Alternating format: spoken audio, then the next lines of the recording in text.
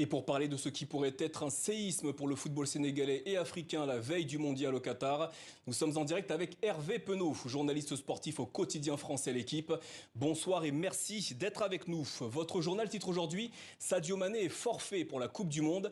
Quelles sont les informations dont vous disposez ce soir ? Alors ça, c'était les informations que nous avions fait paraître ce matin. Parce qu'effectivement, il a passé des examens dans la nuit.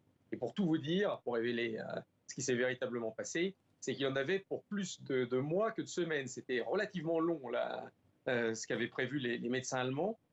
Alors lui était, pour tout vous dire, plutôt déjà très pessimiste, en pensant que de toute façon, il ne participerait pas à la Coupe du Monde. Mais dans la journée, il y a eu quelques avancées, parce qu'évidemment, Sadio Mané n'est pas un joueur comme les autres. Donc les médecins allemands ont décidé de faire de nouveaux tests, et puis voir un petit peu comment les choses vont évoluer. Et puis ils vont attendre le médecin sénégalais, qui sera demain en Allemagne, pour s'entretenir avec ses confrères. Et une décision sera prise, évidemment. S'il y a possibilité, à mon avis, s'il y a une petite possibilité que Sadio Mané puisse être dans l'équipe, puisse intégrer l'équipe après 3-4 matchs, je pense que le Sénégal tentera, évidemment, de pouvoir avoir Sadio Mané. En revanche, si vraiment les examens sont aussi négatifs que ce qu'on pouvait le craindre cette nuit, là, ça va être très, très compliqué pour lui de faire partie de l'équipe. Bon, croisons les doigts, hein, on sait jamais. Rappelons que ni le joueur ni la fédération sénégalaise ne s'expriment pour le moment. Si ce forfait venait à être confirmé officiellement, qu'est-ce que cela pourrait signifier pour l'équipe du Sénégal au mondial ? Ah là, ce sera un terrible coup dur, parce que là, on parle quand même du meilleur joueur.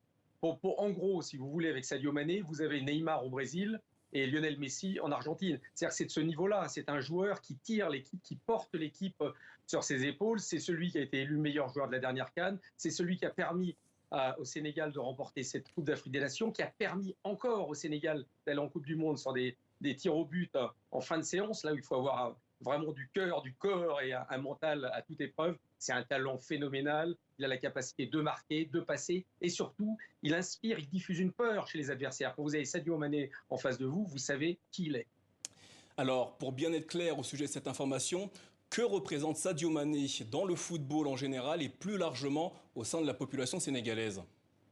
Ah bah Sadio Mané, c'est un héros, c'est l'idole, hein. D'ailleurs, aujourd'hui, cette information a fait le tour, évidemment, de tout le Sénégal, et tous les gens n'ont parlé que de ça, et on peut les comprendre, parce que Sadio Mané, en plus, c'est un personnage, c'est un type bien, comme on parle de mec bien, bah lui, c'est exactement ça, qui fait beaucoup pour sa communauté, qui a investi énormément. Vous savez, cette nouvelle, elle n'a pas touché tous les Sénégalais, elle a touché toute l'Afrique, parce que franchement, Sadio Mané, il a une image qui résonne partout. Vous savez, moi, je suis à l'équipe, j'ai reçu des coups de fil du Nigeria, du Ghana, de plein de pays pour me dire qu'est-ce qui se passe avec Sadio Mané. Tellement Sadio Mané, si vous voulez, une image qui dépasse son pays, sa terre, même si évidemment au Sénégal, c'est l'idole absolue.